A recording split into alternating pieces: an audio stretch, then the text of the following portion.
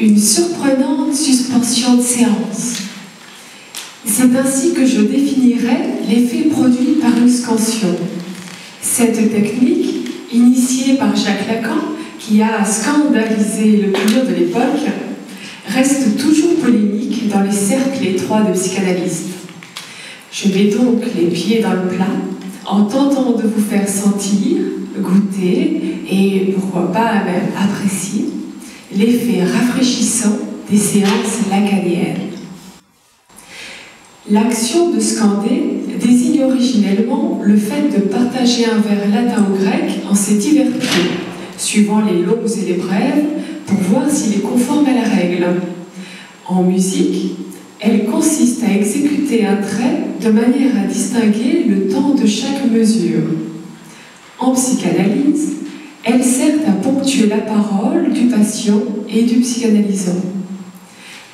La mesure ici, c'est le signifiant, et la partition, le discours. Et cela crée un rythme. Si le psychanalyste est ici l'interprète, lui n'a pas de baguette. Par la suspension de la parole, à un moment opportun et non pas déterminé par le cliquetis monotone de l'aiguille, est généré le suspense, propre à relancer le processus dialectique de la cure. Assurément, l'introduction de la scansion révolutionne, bouleverse la traditionnelle séance psychanalytique. Lacan, à la fois, il me semble, s'accorde avec Freud lorsqu'il exhorte le psychanalyste à ne pas chercher à comprendre. Cependant, il dénonce dans les écrits les malentendus auxquels la notion d'écoute flottante a donné lieu dans la pratique.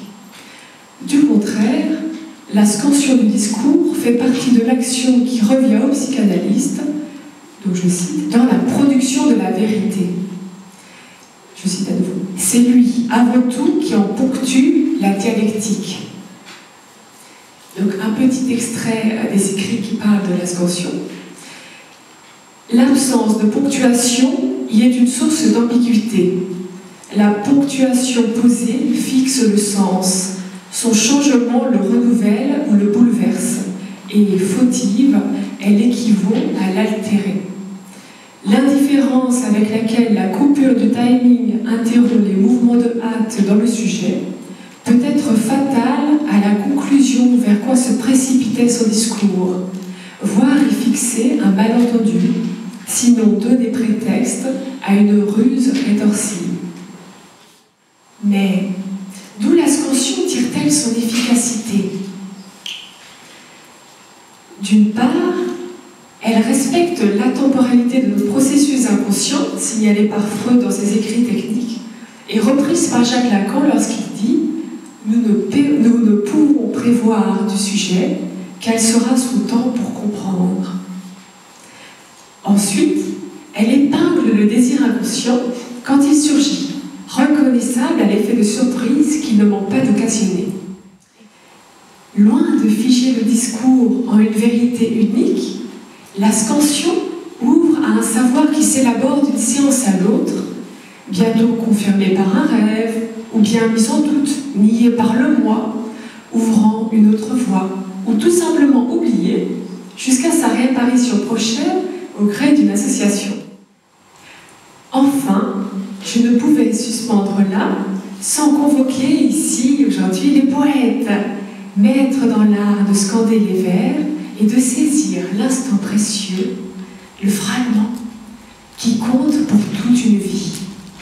Savourer avec moi Baudelaire à une passante. La rue assourdissante autour de moi hurlait, longue, mince, en grand deuil, douleur majestueuse. Une femme passa, d'une main fastueuse sous le vent, balançant le feston et l'ourlet. Agile et noble, avec sa jambe de statue.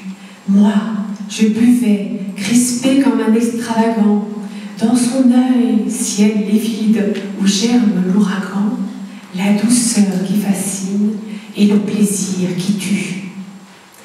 Un éclair, puis la nuit, fugitive beauté, dans le regard il m'a fait soudainement renaître. Ne te verrai-je plus que dans l'éternité?